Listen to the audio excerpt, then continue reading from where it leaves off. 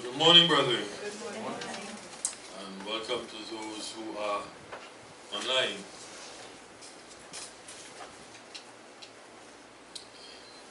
Brethren, about a month ago,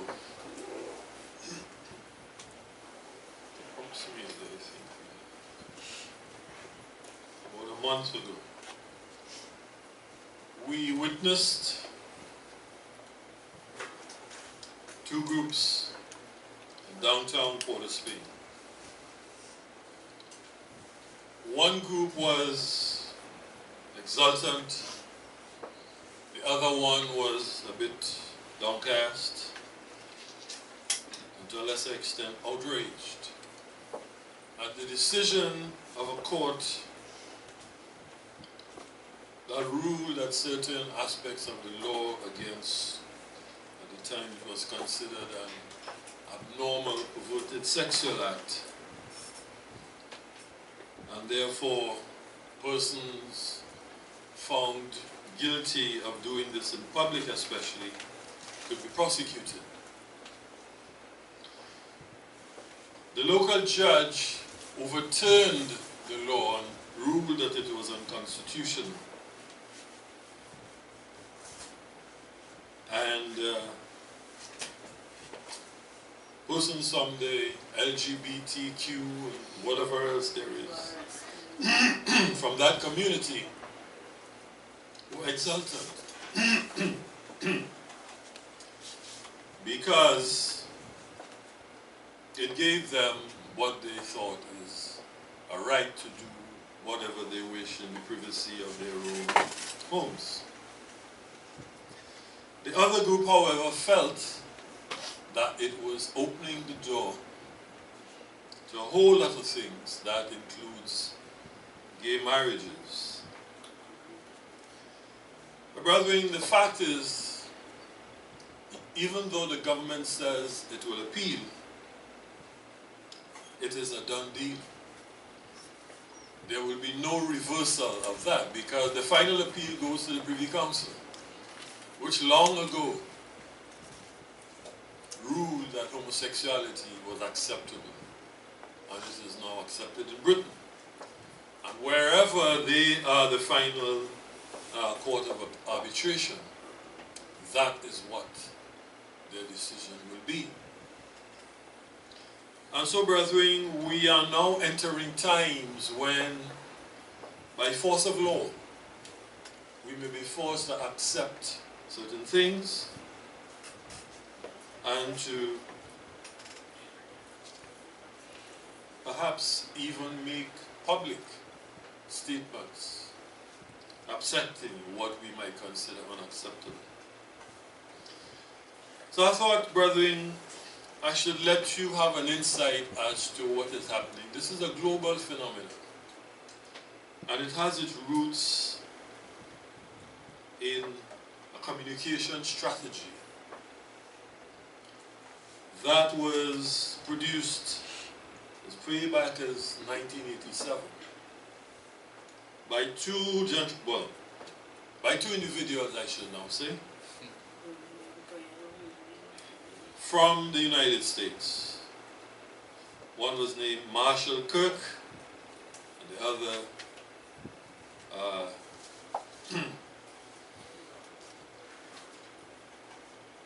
was named, what's his name? No, I have it somewhere. Hunter Madsen. Now, one of them was a marketing person. The other was a researcher. Kirk is a doctorate. He's a researcher in neuropsychiatry. And Madsen was a public relations consultant, and they both are involved in testing advertisements for Madison Avenue advertising.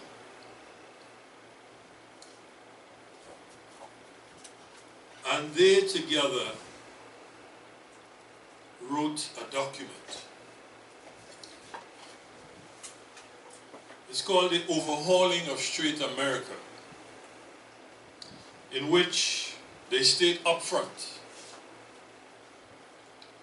the first order of business is desensitization of the American public concerning gay rights. To desensitize the public is to help it view homosexuality with indifference instead of with keen emotion. Ideally, we would have straights register differences in sexual preference the way they register different tastes for ice cream or sports games. She likes strawberry, I like vanilla. He follows baseball and I follow football. No big deal. At least in the beginning, we are seeking public desensitization and nothing more. That was way back then. But even though this is something was specifically geared towards the United States, I am absolutely certain that groups everywhere have gotten on to this, because you can see the same patterns and strategies being adopted everywhere. So we will see in the years ahead more and more of these strategies being adopted and being introduced into our society. Why is it important? Because many of these things are now being given the force of law. And you will see how a bit later on, especially as it will affect the church in California and the brethren there, that you could go to jail. You could literally be sent to jail if you express disapproval of the gay lifestyle. Or even so far as attempting to dissuade one of your children who is still under your jurisdiction from going down a certain way. You cannot send somebody for counseling if you think that the person is displaying inappropriate behavior regarding sexual roles. So a boy is acting girlishly, you can't send him for counseling, and vice versa. That is now considered against the law. A minister counseling somebody against that could be sent to jail. So, let us get into and see how far this thing is gone, because it will affect you, and it does affect you, even though you may not be aware of it. It does affect you because the communication strategy is very broad. Now it says, you can forget about trying to persuade the masses that homosexuality is a good thing. But if only you can get them to think that it is just another thing, with a shrug of their shoulders, then your battle for legal and social rights is virtually won. And to get to the shoulder shrug stage, gays as a class must cease to appear mysterious, alien, loathsome, and contrary. And here's what he said.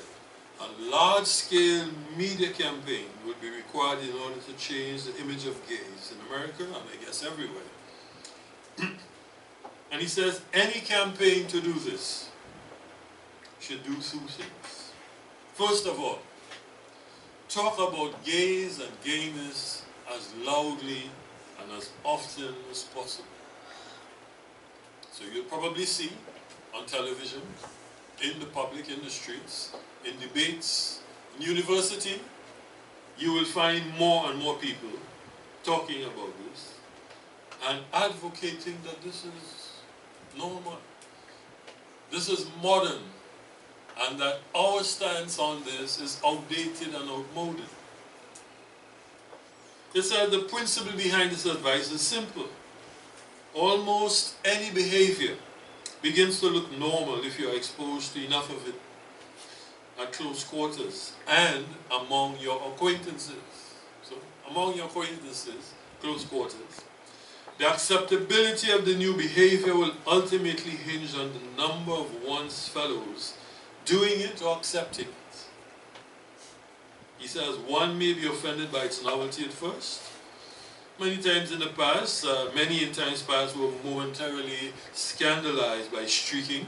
There were people who take their clothes off and run in the public, you know, most times in sporting venues. Women, men, take your clothes off and run across the field naked. So after a while, nobody bothered with them, you know. You would get catcalls, people may boo a little bit, and then the security would just come and escort them off. Scandalized by streaking, eating goldfish, which is a thing that I suppose is part of the teenage experience in the United States. People just take a goldfish, and especially during college hijinks, as we would say. And premarital sex. But as long as Joe Sixpack, the ordinary guy, feels little pressure to perform likewise, and as long as the behavior in question presents little threat to his physical and financial security, he soon gets used to it, and life goes on. And here's what he says: the way to benumb raw sensitivities about homosexuality is to have a lot of people talk a great deal about the subject in a neutral or supportive way. Open and frank talk makes the subject seem less furtive, alien and sinful, and more above board. Constant talk builds the impression that public opinion is at least divided on the subject, and that a sizable segment accepts or even practices homosexuality. This is the fundamental philosophy behind what they do. What has been the effect of some of this today in the United States? An article that I found in the Good News magazine, September, October 2015. It says here,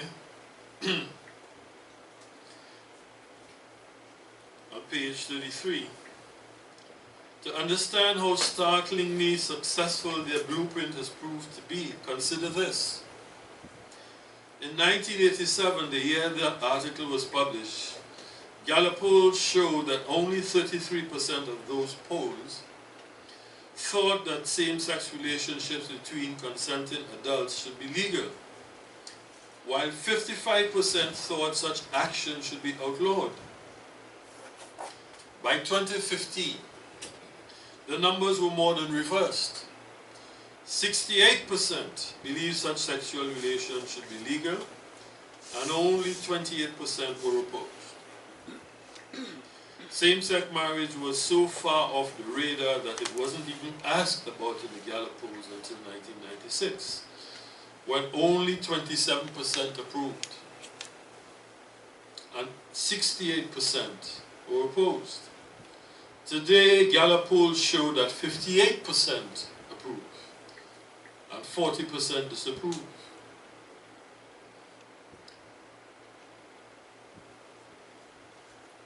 Gallup polls in 1989 show that only 19% of Americans believed that people were born homosexual, with 48% believing it was due to environmental factors such as upbringing. By 2015, however, those numbers had dramatically shifted to 51% believing homosexuals were born that way, and only 30% attributing it to other factors. So you see how the effectiveness that is what they have done. And I think I saw some figures not too long ago that of quote-unquote young adults, 75% don't see anything wrong with it. Persons 16, 25 don't see anything wrong. And this is how it has now begun to be accepted in society.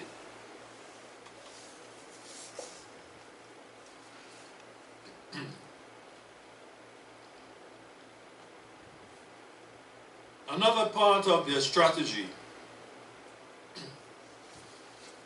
here's what he says.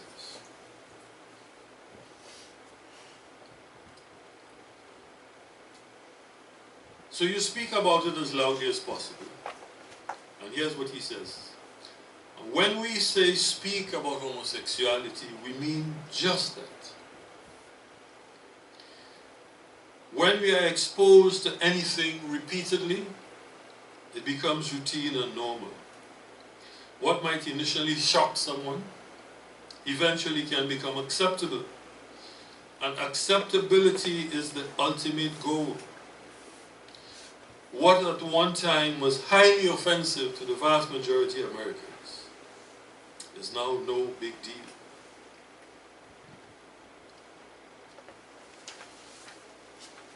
He says,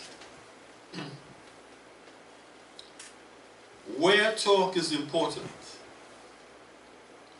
the average American household watches over 7 hours of television daily. And those hours open up a gateway.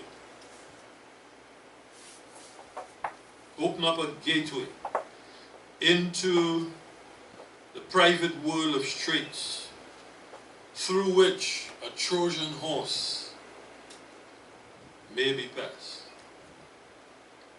So far, gay Hollywood has provided our best covered weapon in the battle to desensitize the mainstream.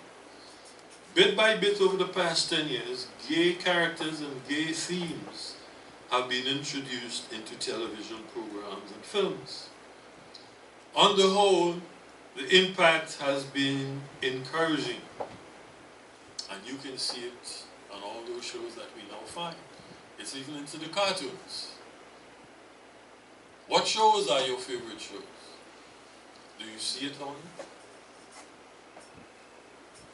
It is not an accident. It is part of the strategy to desensitize you. The more you see it, you find characters that you laugh at. I point it out every time I see it. I remember there was this show, I think it's Half and Half, was it? There was an Asian guy who acted very feminine, but he was made to be like the butt of jokes. Which makes them appear to be inoffensive. I remember when I was still in the Ministry of Information, there was a film, Brokeback Mountain, that was being shown, and there was a hue and cry, and the permanent secretary asked us to do, because the division was part of the group that would censor these things. You can go see the entire film, and then they would give it a rating. So you can say, well, no, okay, these segments should be removed from it, but you can see the whole film. And then you say, okay, we will ask the cinema owners to delete these sections, and they would go and edit the film out and edit that section out. And because of the feedback, she asked us to do an evaluation of what the movie was all about. And the intent of the movie, was to tug your heartstrings. The same as with Tom Hanks in, was it Philadelphia? Homosexual lawyer was discovered by his employers to be suffering with AIDS. And they fired him. And you saw the battle that he engaged in with Denzel Washington as his attorney going up against a law firm to fight for his rights. And you saw how they did this. You had the guy suffering and coughing and falling down in the court. That's a very cleverly devised strategy to get you, the straight person, to say, leave the guy alone. So what that he's gay? Now, I'm not suggesting that we should do otherwise. I'm merely exposing to you the strategy. Not saying that we should, adopt, a negative attitude towards the individual, but that you should guard your mind,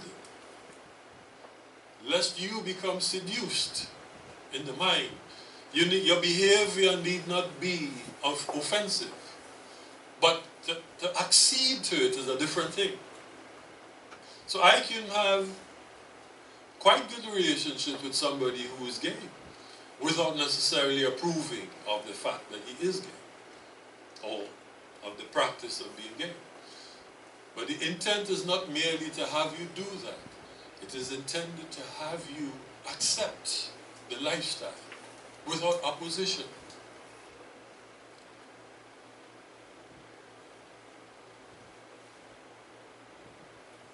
A USA Today, which is a newspaper in the United States, reported that in 2014, 32 regularly appearing bisexual or homosexual characters in primetime television.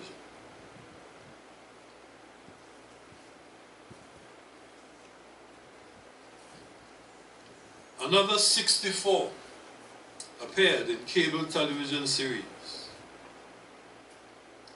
And one person said in the article, yes, you really are seeing more LGBT characters on television. So they started with 62 and doubled it the next season. And so it grows. And the magazine says, making a comment now, the Good News magazine says, if a child grows up hearing about the gay lifestyle and seeing it portrayed positively in his entire life, won't that make it seem normal? Kirk and Madsen also described the strategy by which the homosexual movement could counter and largely nullify opposition from America's churches. So it gets to the churches now. It says, when conservative churches condemn gays, there are two things we can do to confound the homophobia of true believers. First, we can use talk to muddy the moral waters. This means publicizing support for gays by more moderate churches, raising theological objections of our own about conservative interpretations of biblical teachings, and exposing hatred and inconsistency. Second, we can undermine the moral authority of the homophobic churches by portraying them as antiquated backwaters, badly out of step with the times and with the latest findings of psychology.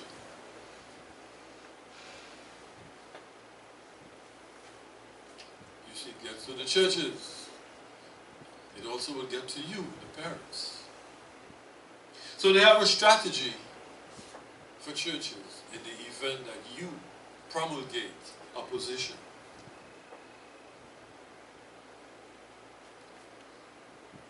And the magazine says, again, their strategy has succeeded remarkably well. Those who hold to biblical teachings about homosexuality and marriage are condemned as bigots, homophobes, and backward thinkers who are a threat to progress. Some who have stood up have even been fined, ordered to attend pro-homosexual sensitivity training, lost their jobs, or had their businesses sued out of existence by government agents and agencies that support the homosexual agenda. So we see how far it can go.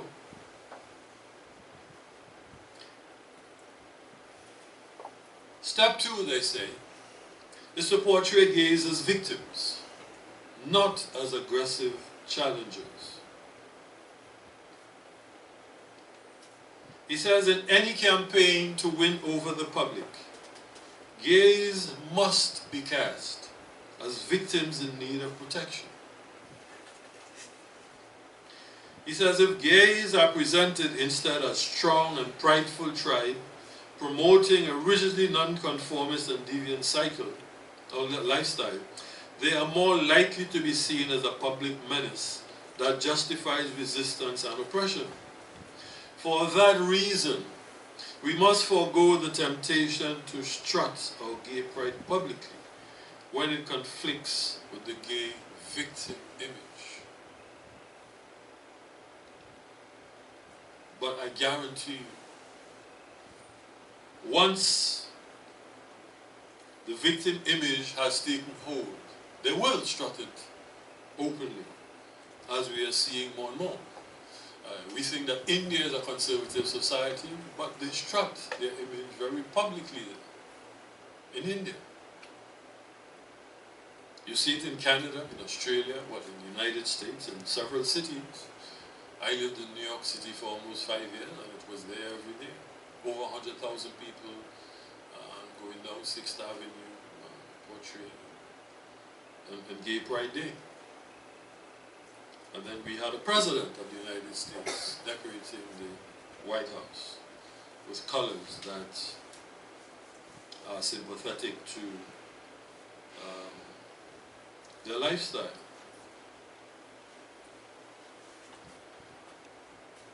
He says, straight viewers must be able to identify with gays as victims.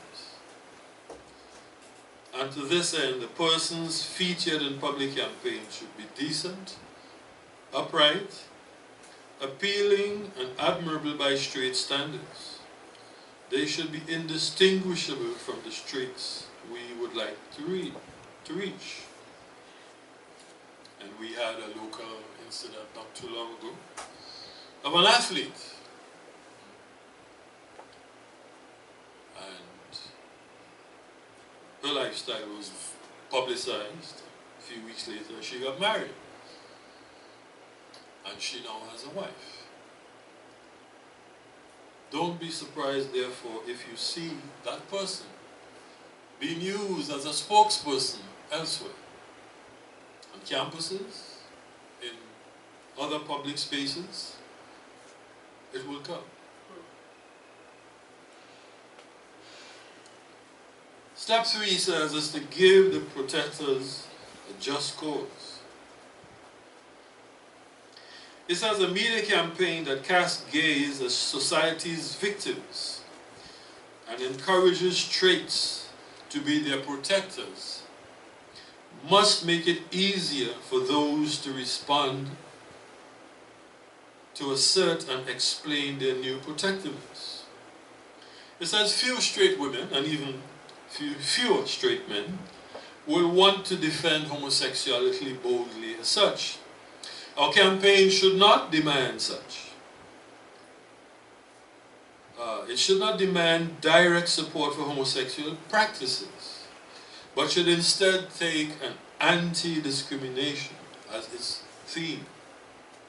The right to free speech, freedom of beliefs, freedom of association, due process, and equal protection of laws. These should be the concerns brought to your mind by our campaign. And what was the issue that was taken to our court? It was against the Constitution.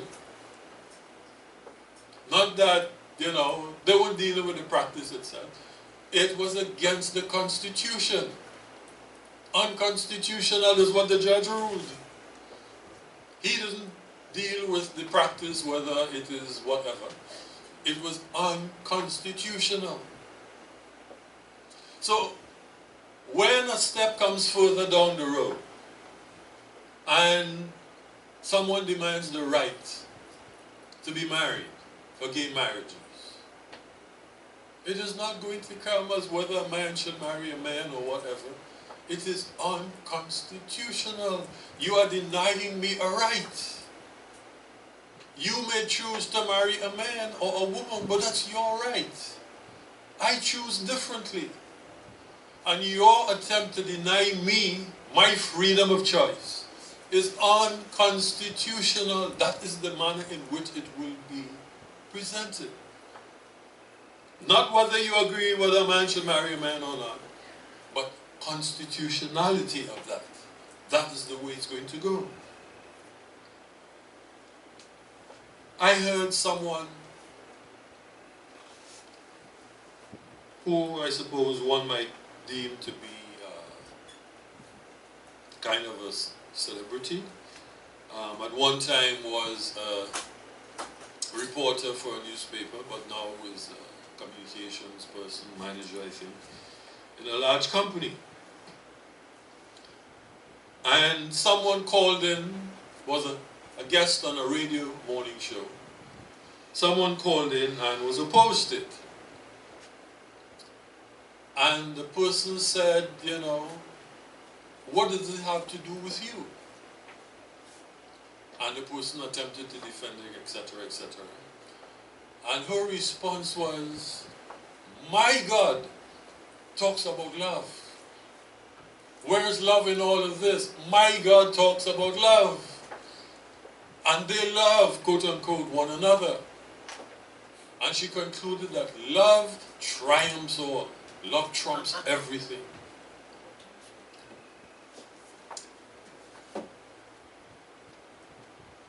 To the extent that love trumps everything,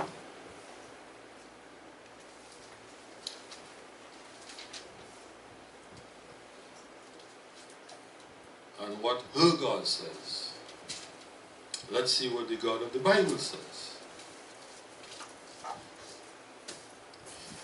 Let's look at Romans 13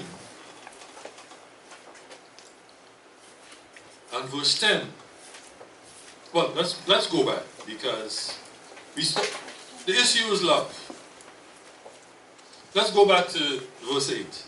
It says, owe no man anything but to love one another. Now again, that can be taken any way that you want to take it. The persons love one another. It says that is what you must do. Love one another. For he that loves another has fulfilled the law. For this, you shall not commit adultery. You shall not kill. You shall not steal. You shall not bear false witness. You shall not covet. So he's talking here about the 10 commandments. And if there be any other commandment, it is briefly comprehended or summarized in this saying, namely, thou shalt love thy neighbor as thyself. And verse 10, love worketh no ill to his neighbor. Therefore, love is the fulfilling of the law. So love does not trump everything. If love is not according to the law, what the Bible is saying to us, it is not love. Love is subject to the law.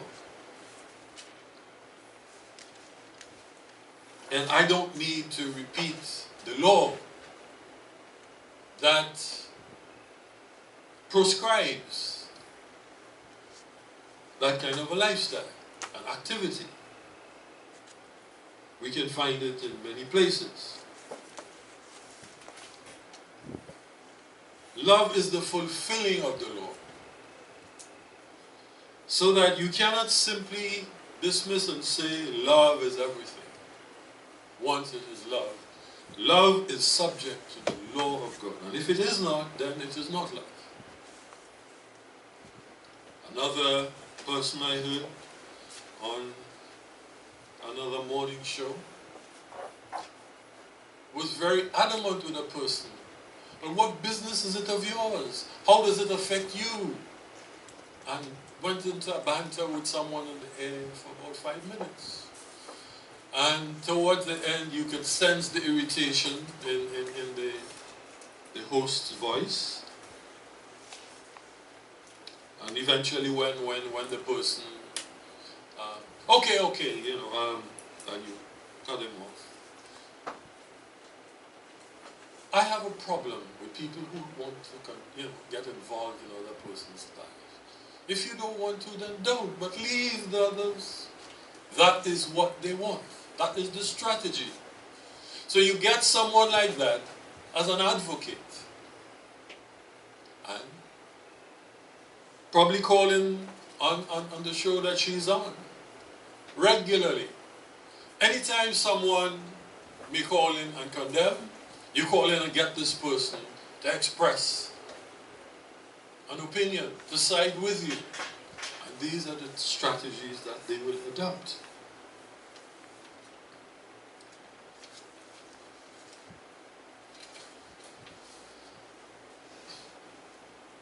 Another strategy that they said is to make gays look good.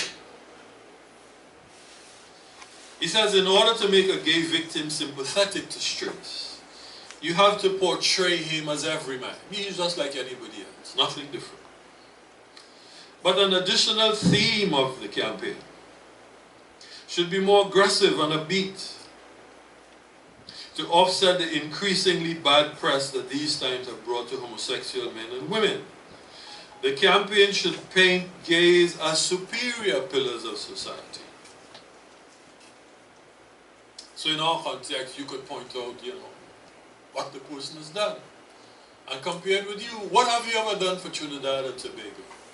This person is A, B, C, D, E, F, G. Known, internationally famous, etc. What have you done for Trinidad and Tobago? Nobody knows you. You haven't done anything, that you have gained international recognition for. But this person has. So what would your response be? So you're silenced. And so it will be put, here you have individuals who achieve in whatever sphere, be it in mass designing and wherever else, track and field, music.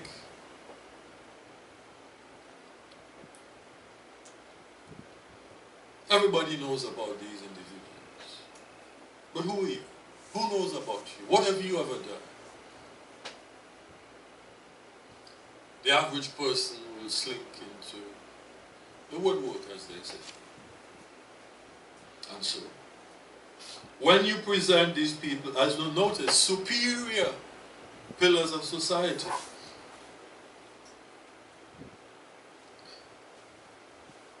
Kirk and Madsen also pointed out the benefits of celebrity endorsement.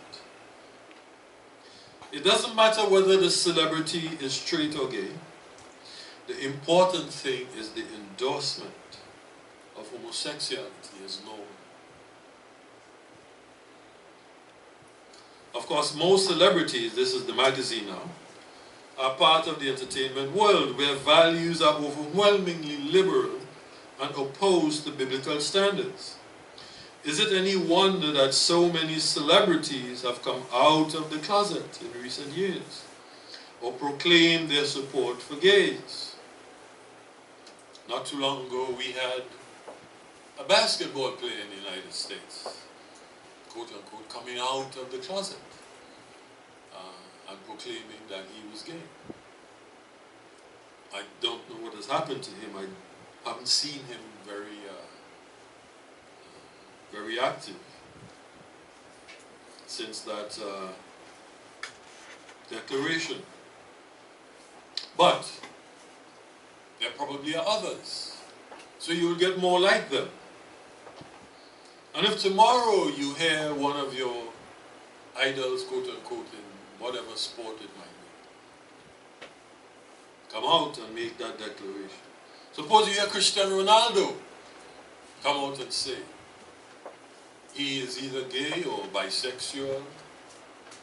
What do? Do you cease to follow Cristiano Ronaldo or whomsoever your favorite sport idol might be? Most likely not. You might be shocked initially. But in time, you will say, look, I like how he plays whatever sport the person plays. That is the strategy that will be adopted. Step 5 is to make the victimizers look bad. The two gentlemen, Kirk and Madsen, says, at a later stage of the media campaign for gay rights, it will be time to get tough with remaining opponents. To be blunt, they must be vilified. Our goal here is twofold. We seek to replace the mainstream self-righteous pride about its homophobia with shame and guilt. And second, we intend to make anti-gays look so nasty that the average Americans, Trinidadians, or wherever you may live, look so nasty that average citizens, Americans, etc., will want to dissociate themselves from such types. The public should always be shown images of ranting homophobes whose secondary traits and belief disgust middle America or midstream in your society. They said that those who oppose the homosexual agenda should be linked with images of such as the Ku Klux Klan, the bigoted southern ministers drooling with hysterical hatred, thugs and convicts, Nazi concentration camps.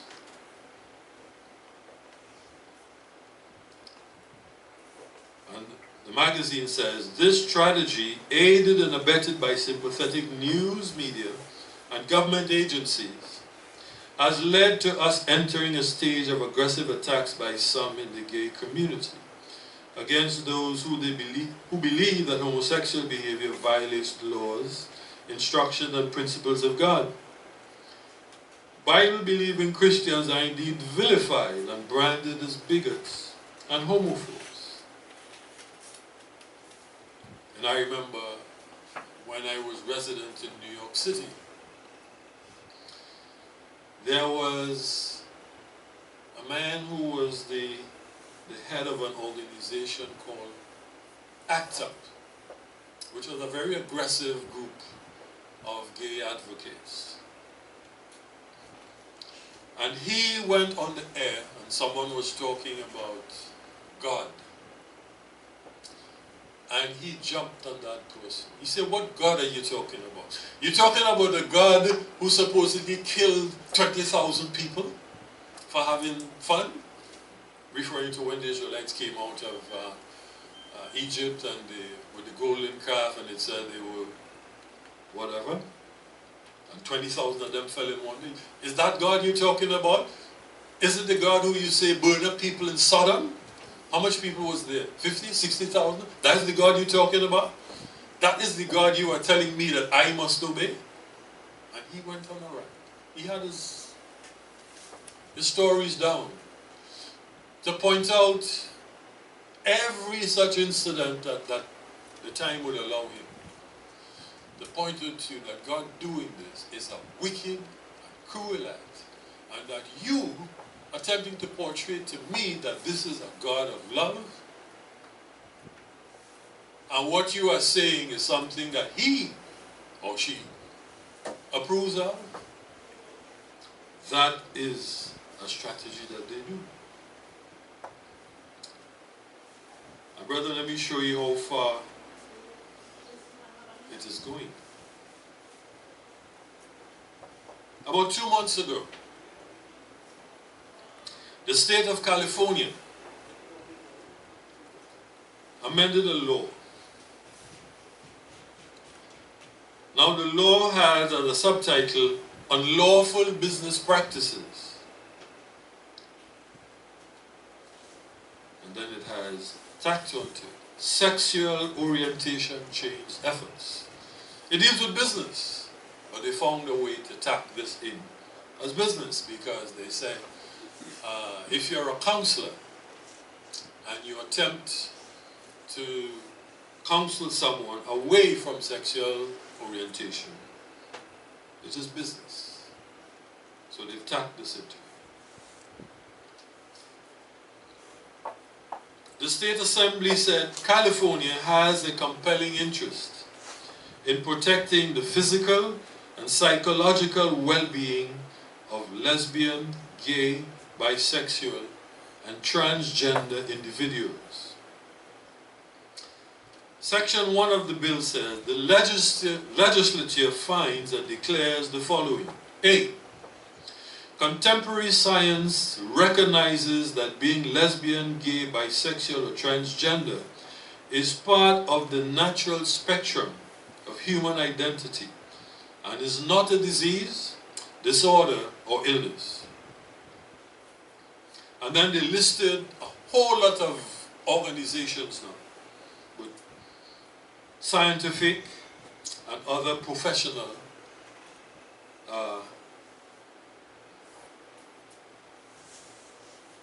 orientation to support that they quoted now in the bill. The American Psychological Association, which concluded that sexual orientation change efforts can pose critical health risks to lesbian, gay, and bisexual people, including confusion, depression, guilt, and helplessness. And this association issued a resolution that advises parents and guardians, young people and their families, to avoid sexual orientation change efforts that portray homosexuality as a mental illness or development disorder, and to seek psychotherapy, social support, and educational services that provide accurate information on sexual orientation and sexuality, increase family and school support, and reduce rejection of sexual minority youth. So you see the terminology. You are now, the piggyback on the civil rights movement. So African Americans were a minority, and they experienced the terrible things that they did. So you're put in the same kind of thing. You're a minority, and therefore people will more or less tend to sympathize with minorities.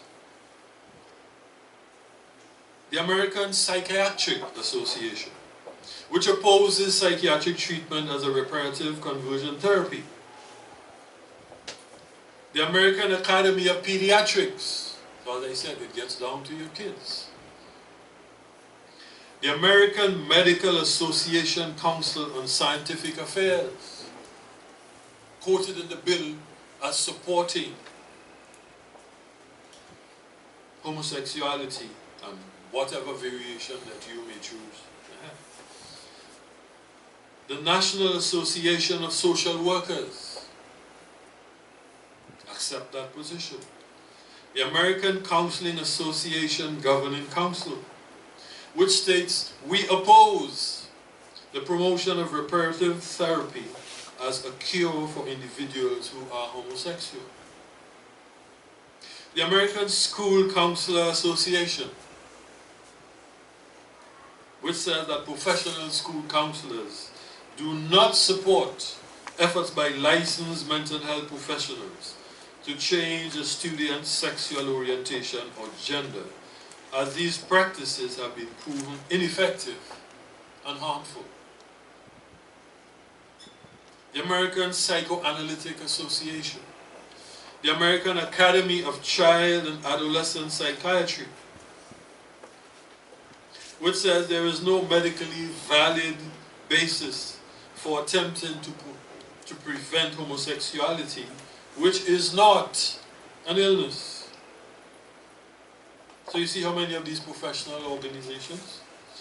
The Pan American Health Organization, a regional office of the World Health Organization, which says these supposed conversion therapies constitute a violation of the ethical principles of healthcare and violate human rights that are protected by international and regional agreements. No? Violate human rights. The American Association of Sexuality Educators, Counselors, and Therapists, They said, same-sex orientation is not a mental disorder, and we oppose any reparative or conversion therapy that seeks to change or fix a person's orientation. AA sect does not believe that sexual orientation is something that needs to be fixed or changed. The American College of Physicians, the Substance Abuse and Mental Health Services Administration of the United States Department of Health and Human Services. It says, and quoted from them, a position that they held, interventions aimed at a fixed outcome, such as gender conformity or heterosexual orientation, including those aimed at changing gender identity, gender expression, and sexual orientation, are coercive, can be harmful, and should not be part of behavioral health treatment. So if you have children who might be seeking to dress differently,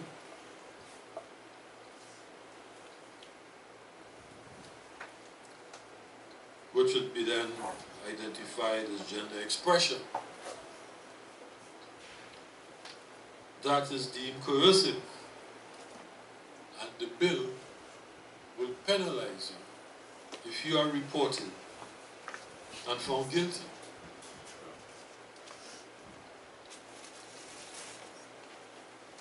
So you see how far it goes. So if someone comes in church, what do?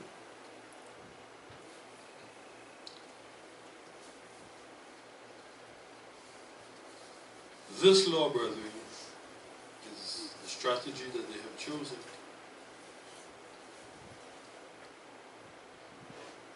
The magazine says, what is the right Christian response to these things? It says, true followers of Jesus Christ are always to show love towards others, recognizing that all have sinned and need God's mercy and forgiveness. Romans 3:23. But this does not mean excusing and accepting sin. Recall that Jesus didn't condemn the woman who was caught in adultery and brought before him. John 8, verses 2 to 11. But he didn't say that what she was doing was acceptable either. He told her to go and sin no more. It says we should call sin what it is. And the Bible clearly labels homosexual activity as a sin. And they quote Leviticus 18:22 and 22:13, 1 Corinthians 6:9 and 10. It says, of course, we must have compassion for those who don't understand and for those who do struggle with this sin. In communicating with others, Christians should be wise enough not to be trapped by phrases mislabeling the Christian approach. The question, are you anti-gay, can be a very misleading question. Understanding the definitions of someone you are having a discussion with is important. Acceptance, tolerance, and inclusivity can be controversial and emotionally charged words.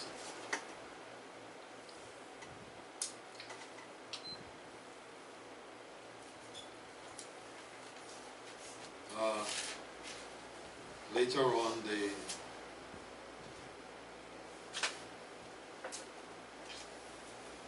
pointed out a statement by a well-known author who says that in their culture, it has accepted two huge lines. The first is that if you disagree with someone's lifestyle, you must fear them or hate them. The second is that to love someone means you agree with everything they believe or do. And the magazine comments, both notions are nonsense. You don't have to compromise convictions to be compassionate. Disapproval is not hate. Disapproval of what is wrong and harmful is a part of godly love. And it says here in conclusion, don't let your life be controlled by the clever marketing of good as evil, of evil as good and good as evil. Look to God's word as the blueprint for your life. One day this wayward world and its vile influences will end, but the way of God will prevail. Stand firm with him and you will stand forever. And brethren, as I say, we have just seen the first wave. In the years and months ahead, I imagine if the government does take it to the Court of Appeal, where it may be struck down locally, but those in the movement know they have won, because ultimately it will go to the Privy Council. And once it gets there, they know they have won, which is one of the reasons why the jubilation and the exulting that we saw.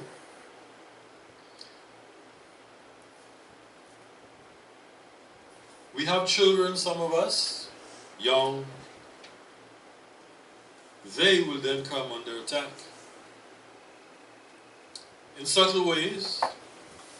I remember the same day that the decision was made, there was huge debate on the campus at UWI.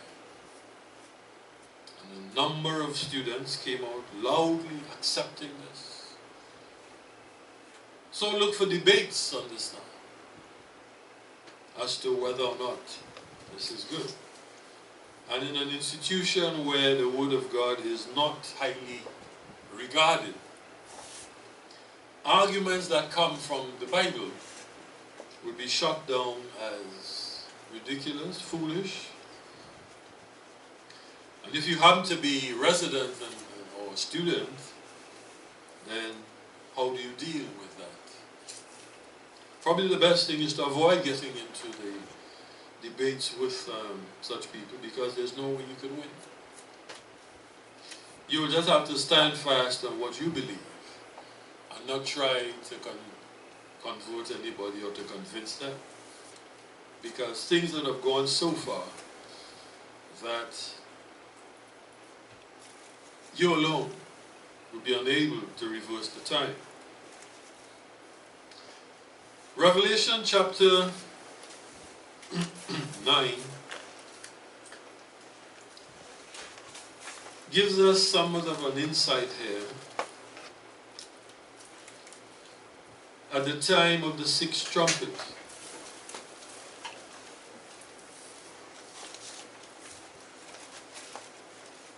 Now this is describing a time when the wrath of God is now being expressed.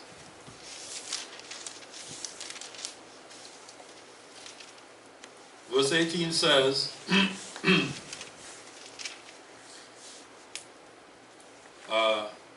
let's go back to 17. It says, I saw the horses in the vision, and them that sat on them having breastplates of fire, and jacinth and brimstone. And the heads of the horses were the heads of lions. And out of their mouths issued fire and smoke and brimstone. By these was the third part of men killed, by the fire and by the smoke and by the brimstone, which issued out of their mouths. Some kind of war. For their paw is in their mouths and in their tails, for their tails were like unto serpents and had heads, and with them they do hurt. And verse 20, and the rest of the men which were not killed by these plagues, yet repented not of the works of their hands, that they should not worship devils and idols of gold and silver and brass and stone and of wood, which neither can see nor hear nor walk. And verse 21, neither repented they of their murders, nor their sorceries, nor of their fornication, nor of their thefts. So that even in an instance such as this, people will not change. It will take more and more intense to cause that change. So that us, any one of us attempting to argue or to put forward a point, you will be shouted down most likely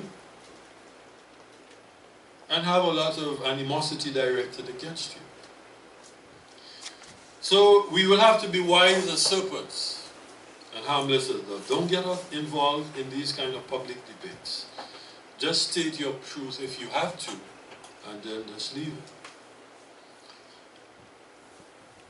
But just be aware of the strategies as they come, and for your children who will be exposed to it. So don't be surprised one day, or don't allow that time to come. When someone in school tells your child something, maybe you should begin to educate them from now as to what is right and what is wrong. And so that if they should have in schools, because it's going to come, if the school now makes a decision to accept certain things, what should their response be? And how should they react to things that they may attempt to impose on them? And so, brethren, I think it's a time when we should be concerned about the church in the U.S., particularly in California, and among the brethren there, because they will come up against the state, and against the state there is no power that any of us can muster, because it says California has a compelling interest in protecting the physical and psychological well-being of this group, which is probably less than 2% of our population. And so, brethren, it is now left to us to pray for the church and for our brethren, that somehow God will give them the fortitude to deal with matters such as this, and the wisdom as to how they should be responding. And for us, that we could prepare ourselves, because it will come. And when it does come, what will our response be? To our families, friends, and children, and one another in the church. And so, brethren, these are the signs of the times, and we must be aware of them and to be prepared.